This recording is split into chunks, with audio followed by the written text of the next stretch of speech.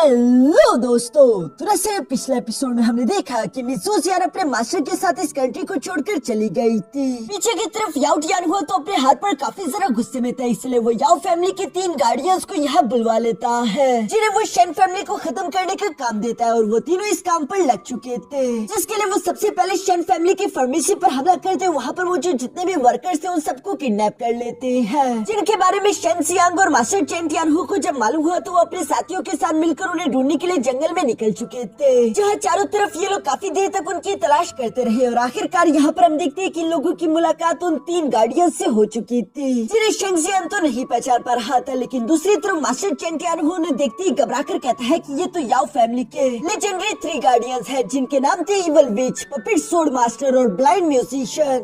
अब आगे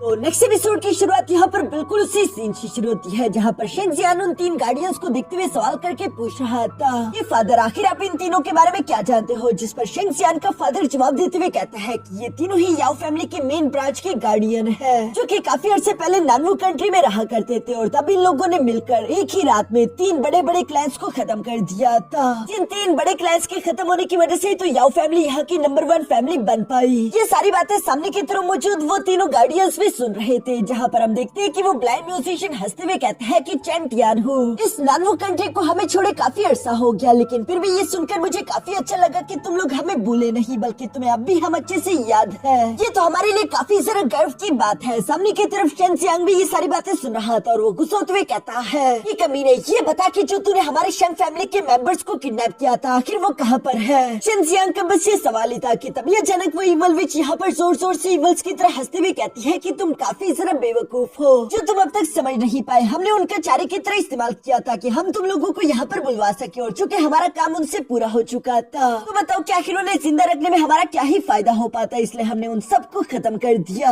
ये सुनकर तो शेंग फैमिली के सारे मेंबर्स को गुस्सा आने लगा। शेन जियांग भी गुस्से में अपनी पावर्स अनलीश करता है, जबकि दूसरी तरफ हम देखते हैं कि चेन टियानहू भी गुस्से के साथ अपनी पावर अनलीश करते हुए कहता है कि आज तो तुम लोगों ने अपनी हद ही पार कर दी है, मैं ये बर्दाश्त नहीं कर सकता। मैं तुम सब लोगों को जान से मार डालूंगा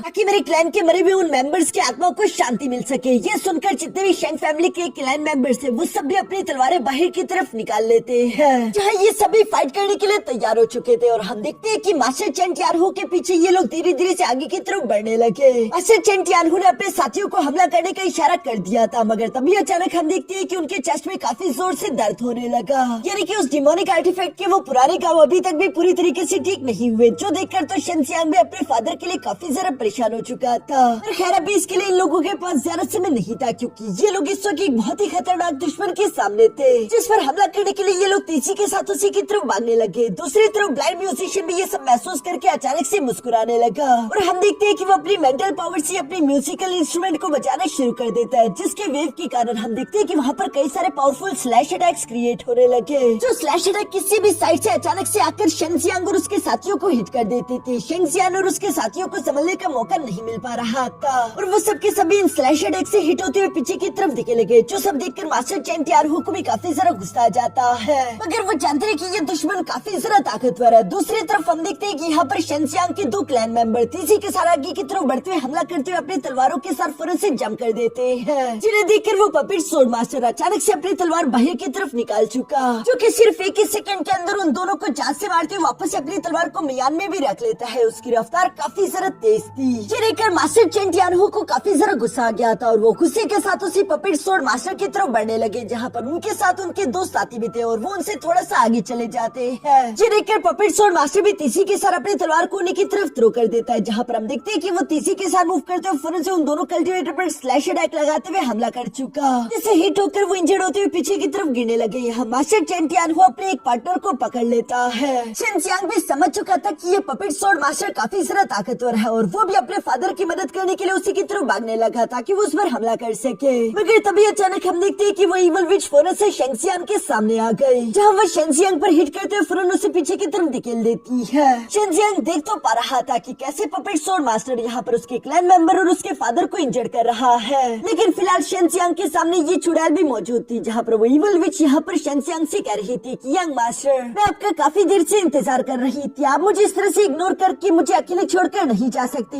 ये बिल्कुल भी अच्छी बात नहीं, आप तो जेंटलमैन है ना। जो सब बकवास शेनजियांग भी सुन रहा था और वो अपने फादर की तरफ देखता है जिन्हें उस पपेट स्वॉर्ड मास्टर से फाइट करने में काफी सारी डिफिकल्टी आ रही थी। इसलिए शेनजियांग और समय जाया नहीं करता और वो तेजी के साथ उस ईवल विच पर हमला करने के लिए उसकी तरफ भागने लगा। जहाँ पर हम देखते हैं कि उस ईवल विच ने तभी अचानक वहाँ पर दो स्पिरिट डॉल्स बाहर की तरफ समन कर लिए थे, जिनके 4-4 हाथ थे और 2 हाथों में तलवारें थी, जो दोनों ही तेजी के साथ शेनजियांग की तरफ मूव करते हुए अपनी चारों तलवारों से उस पर हमला करना शुरू कर देती है। और यहाँ शेनजियांग हर एक तलवार के हमले को तो नहीं रोक पा रहा था,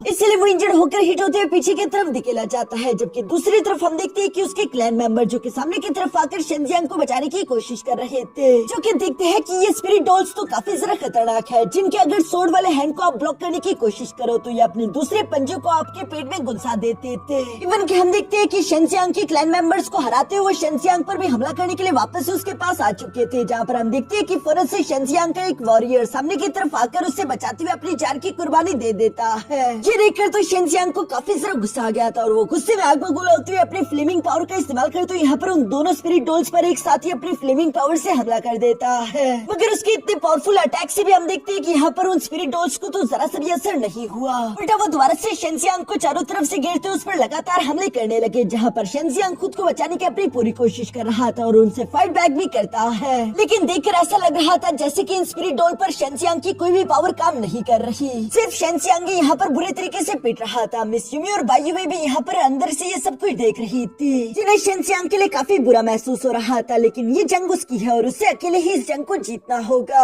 दूसरी तरफ हम देखते हैं कि शेनजियांग का फादर भी यहाँ पर उस पपेट स्वॉर्ड मास्टर से लड़ने की अपनी पूरी कोशिश कर रहा था, जहाँ पर उसके क्लैन मेंबर भी उसका साथ दे रहे थे। मगर वो पपेट स्वॉर्ड मास्टर तो काफी जरा बेरहम था, जो कि अपने तेजधार स्वॉर्ड का इस्तेमाल करते हुए यहाँ पर उन सारे के सारे वॉरियर्स की लाशें बिछा रहा था। कई सारे क्लैन मेंबर्स मारे गए थे। मास्टर चेन टियानहो इस वक्त कमजोर है, इसलिए वो इस पपेट स्वॉर्ड मास्टर का मुकाबला नहीं कर पा रहे थे, जो सब देखकर वो ब्लाइंड म्यूजिशियन भी काफी जरा खुश हो रहा था। देखते देखते पपेट स्वॉर्ड मास्टर ने शेन फैमिली के कई सारे मेंबर्स को जान से मार डाला था, जबकि चेन टियानहो भी बुरी तरीके से इंजर्ड हो चुके थे और वो देखते हैं कि शेनजियांग भी इस वक्त मुश्किल में है। यहाँ जैसे शेनजियांग का फादर शेनजियांग के लिए परेशान हो रहा था, दूसरी तरफ शेनजियांग भी अपने फादर और अपने क्लैन मेंबर्स के लोगों के लिए परेशान हो रहा है। लेकिन फिलहाल उसके सामने जो मुसीबत है वो भी कुछ कम नहीं, इसलिए हम देखते हैं कि वो इवल विच मुस्कुराते हुए शेनजियांग से कह रही थी कि यंग मास्टर, आप अगर इसी तरह से दूसरों के लिए परेशान होंगे तो आप जिंदा नहीं बचोगे और मारे जाओगे, इसलिए सिर्फ अपना सोचिए। दूसरी तरफ हम देखते हैं कि पपेट स्वॉर्ड मास्टर जो कि यहाँ पर शेनजियांग के क्लैन मेंबर्स को मारते मारते अचानक से शेनजियांग के फादर के पास भी पहुँच गया था और वो उसे एक जोरदार स्लैश अटैक के साथ हिट कर देता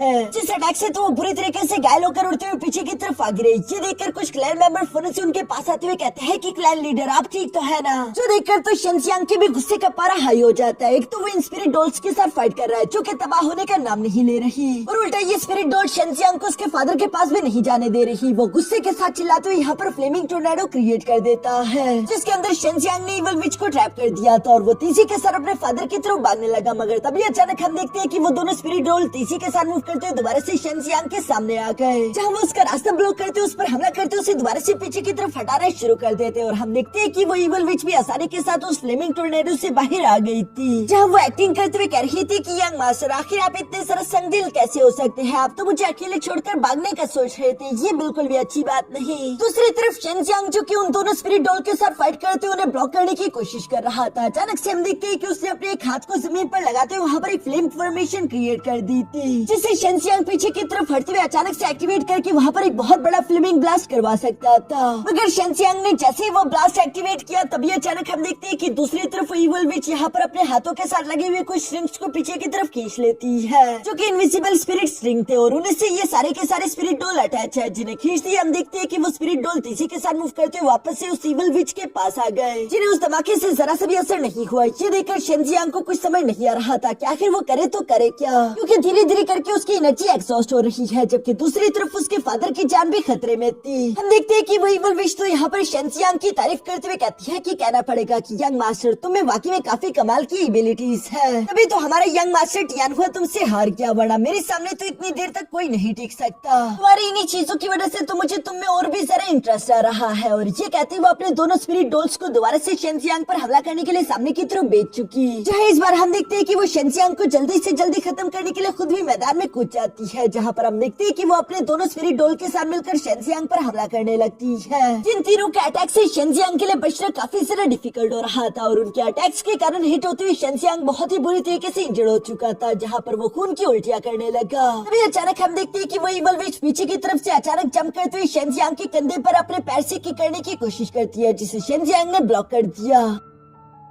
दूसरी तरफ इवल विच का भी यही प्लान था, जो कि अपने हाथों का इस्तेमाल करते हुए फौरन से स्पिरिट स्ट्रिंग्स निकालकर यहाँ पर खुद को शेनजियांग के साथ बांध देती है। शेनजियांग का फादर भी ये देखकर काफी परेशान हो गया था और वो शेनजियांग की मदद करने के लिए अभी आगे की तरफ बढ़ने वाला था, लेकिन तभी अचानक हम देखते हैं कि पपेट सोल मास्टर ने उसे फौरन से बीच में रोक दिया और वो यहाँ पर अपने ब्लेड सोल गोस्ट की सेविज जनरल टेक्निक एक्टिवेट कर लेता है, जिस टेक्निक की वजह से उसकी सोल काफी ज्यादा शार्प हो चुकी थी। अब वो सिर्फ एक ही अटैक में 4-4 वॉरियर्स को हरा रहा था और वो सिर्फ हरा ही नहीं बल्कि उन वॉरियर्स को बीच में से काट रहा था। ये सब देखकर शेनजियांग उस इवल विच को खुद से दूर हटाने के लिए फौरन से अपनी लाइटनिंग पावर अनलीश करने लगा, जिसके एक बड़े से ब्लास्ट के साथ वो इस इवल विच को खुद से दूर धकेल भी देता है। मगर अभी भी शेनजियांग ने देखा कि उसके हाथों अभी भी उन स्पिरिचुअल स्ट्रिंग से बंधे हुए थे, जिनसे वो इवल विच शेनजियांग को कंट्रोल कर रही थी, ताकि उसके स्पिरिट डॉल्स यहाँ शेनजियांग पर हमला करते उसे जान से मार सके। शेनजियांग बेचारे के लिए लड़ना काफी ज्यादा डिफिकल्ट हो रहा था और एक बार फिर से हम देखते हैं कि वो इवल विच यहाँ शेनजियांग को जकड़ते उसके कंधे पर दोबारा से पैर रख देती है और वो साथ ही साथ शेनजियांग से कहने लगी, ये यंग मास्टर आप मेरे सामने प्लीज झटपट आइए मत, मुझे आपको प्यार करने का मौका दीजिए, मैं आपका बहुत ही अच्छे से ध्यान रखूंगी। शेनजियांग यहाँ पर देखता है कि पपेट सोल मास्टर ने यहाँ पर उसके सारे के सारे क्लैन मेंबर वॉरियर्स को ऑलमोस्ट खत्म कर दिया था।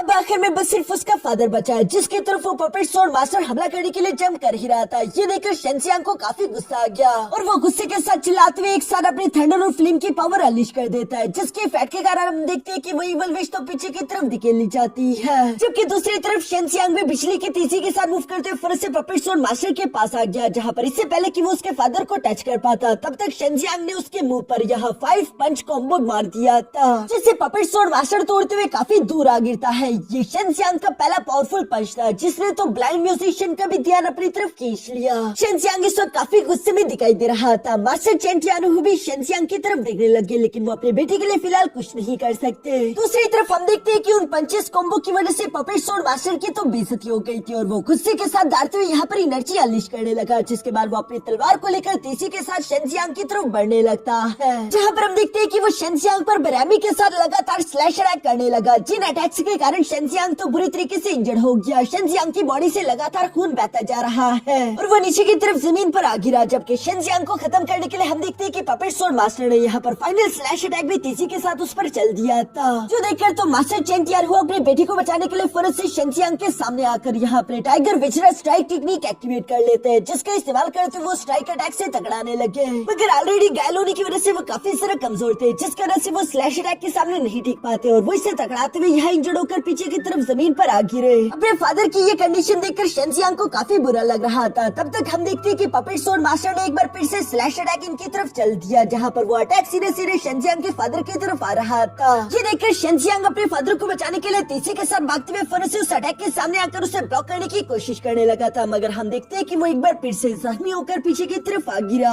अपने बच्चे को इस कमजोर हालत में देखकर शेनजियांग का फादर फौरन से अपने पैरों पर खड़ा हो जाता है और वो यहाँ पपेट सोल मास्टर के सामने खड़ा था, जैसे कि वो कह रहा हो कि अगर तुम्हें शेनजियांग तक जाना है तो उससे पहले तुम्हें मेरी लाश से गुजरना होगा। जहाँ पपेट सोल मास्टर को भी ये करने में कोई मसला नहीं था और हम देखते हैं कि वो तेजी से आगे की तरफ बढ़ते हुए यहाँ चेन टियानहु पर काफी सारे अटैक अपनी तलवार से चल देता है, जहाँ हर एक बेरहम स्लैश के साथ चेन टियानहु की बॉडी से खून बहता जा रहा था। शेनजियांग भी ये सब देख रहा है, उसे ये सब देखकर काफी गुस्सा रहा था, लेकिन वो खुद को बेबस महसूस कर रहा है क्योंकि वो अपने फादर को बचाने के लिए कुछ भी नहीं कर पा रहा था। इवन कि शेनजियांग से अपनी बुरी हालत में खड़ा भी नहीं होने पा रहा था, इसलिए वो रेंगते हुए धीरे धीरे अपने फादर की तरफ बढ़ने लगा। दूसरी तरफ हम देखते हैं कि शेन फैमिली के यहाँ पर बचे कुछ वॉरियर जो कि जख्मी हालत में थे, वो अपने क्लैन लीडर को मरते हुए नहीं देख सकते और अपने क्लैन लीडर को बचाने के लिए फौरन से यहाँ पर पपेट सोल मास्टर के सामने आ गए, जहाँ वो तो पपेट सोर मास्टर के सामने कुछ भी नहीं थे। एक के पेट में पपेट सोर मास्टर अपनी तलवार घुसा देता है, जबकि दूसरे की गर्दन वो अपनी तलवार से काट देता है। चारों तरफ इस वक्त मैदान में लाशें ही लाशें थी। ये मैदान खून से भर चुका था। दूसरी तरफ हम देखते हैं कि शेंसियांग, जो कि अभी भी जख्मी हालत में धीरे धीरे रेंगते हुए अपने फादर की तरफ बढ़ रहा था, मगर तभी अचानक हम देखते हैं कि वो स्पिरिट डॉल्स पूरे से शेंसियांग के पास आकर उसके दोनों हाथों और दोनों पैरों के अंदर यहाँ तलवारें घुसा देती है, जिनके दर्द से शेंसियांग तो जोर जोर से यहाँ पर चिल्ला रहा था। शेंसियांग ने आज से पहले ऐसी बेबसी कभी महसूस नहीं की थी। याओ फैमिली की ये तीनों गार्डियंस काफी जरा बेरहम थे। हम देखते हैं कि वो इवल विच धीरे धीरे मुस्कुराते हुए है शेंसियांग के सामने से गुजरकर फौरन उसके फादर के पास आकर उसे एक जोरदार किक करती है, जिसके बाद वो अपना पैर यहाँ चेंटियारहो की गर्दन पर रख देती है। ये सब देखकर दूसरी तरफ शेंसियांग का गुस्से से खून खोल रहा था।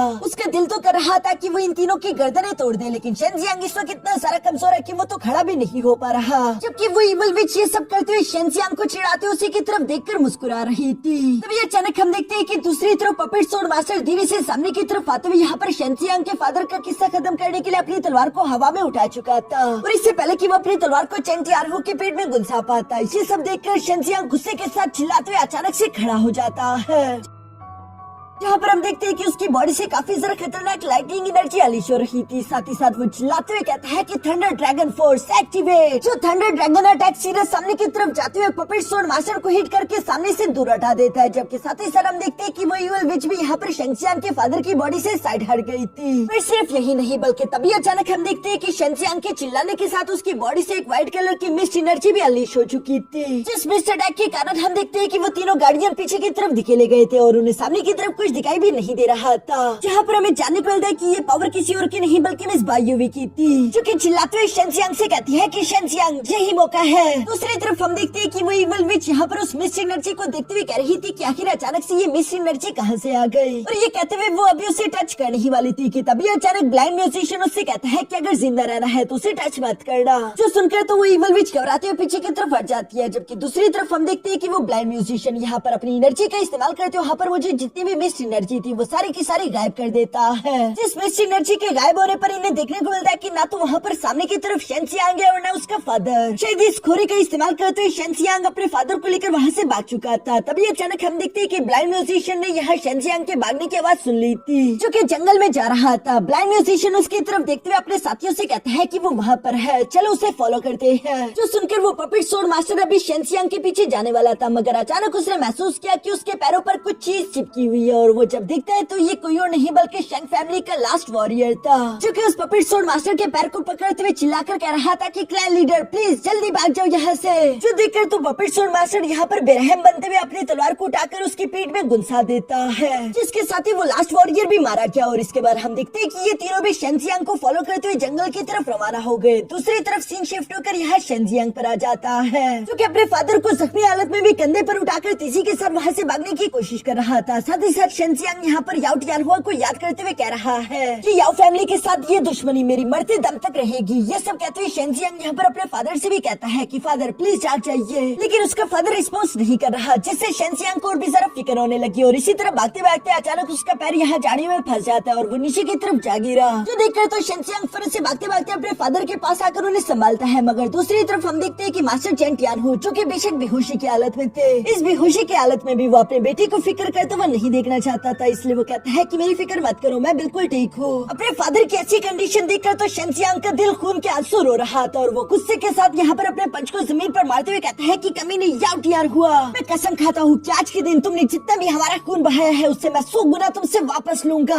एक बार आज की ये सिचुएशन खत्म हो जाए, उसके बाद देखना कि मैं तुम और तुम्हारी फैमिली का क्या हाल करता हूँ। ये सब कहते हुए शेंसियांग ने एक बार फिर से अपने फादर को कंधे पर उठा लिया और वो तेजी से सामने की तरफ सेफ लोकेशन की तरफ जाने लगता है, जहाँ उसके पीछे पीछे याओ फैमिली के वो तीनों गार्डियंस भी आ रहे थे। जहाँ भागते भागते ये तीनों भी उसी सेम लोकेशन पर आकर रुक जाते हैं, जहाँ पर पपेट सोर मास्टर तो कोई सुराग ढूंढ रहा था। दूसरी तरफ ब्लाइंड म्यूजिशियन कहता है कि फिक्र मत करो, वो दोनों बहुत ही बुरे तरीके से जख्मी है, इसका मतलब कि वो दोनों ज्यादा दूर तक नहीं भाग सकते। चलो हम तीनों अलग अलग होकर अलग अलग डायरेक्शन में उन्हें ढूंढते हैं, यकीनन हमें वो जल्द मिल जाएंगे। जो सुनकर ये तीनों बिल्कुल ऐसे ही करते हैं। यहाँ पर हम देखते हैं कि इवल विच दरख्तों के ऊपर छलांगे लगाते लगाते अचानक से अपनी स्पिरिचुअल स्ट्रिंग्स एक्टिवेट कर लेती है, जिनकी मदद से उसने शेंसियांग की बॉडी पर एक ट्रैकर लगाया हुआ था और वो शेंजियांग की लोकेशन ढूंढ सकती है, मगर इसके बारे में उसने पपेट स्वॉर्ड मास्टर या फिर ब्लाइंड म्यूजिशियन को नहीं बताया, क्योंकि वो कुछ ज्यादा ही एरोगेंट बन रही थी और उसे लग रहा था कि शेंजियांग को तो मैं अकेले मारकर मजे लूंगी। मगर दूसरी तरफ हम देखते हैं कि शेंजियांग भी यहाँ पर अपने फादर को एक गुफा में ले आता है, जो जगह थोड़ी सी सेफ दिखाई दे रही थी और वो अपने फादर को नीचे लेटा चुका। तभी मिस यूमी और बायुवी भी फौरन से बाहर की तरफ आ जाती है, जहाँ पर मिस यूमी शेंजियांग के फादर की कंडीशन चेक करने लगी और वो शेंजियांग को बताती है कि इनके जख्म काफी ज्यादा गहरे हैं, लेकिन अभी भी इनकी जान बचाई जा सकती है, यानी कि थोड़ी उम्मीद बाकी है, जो सुनकर शेंजियांग को थोड़ा बहुत चैन आया।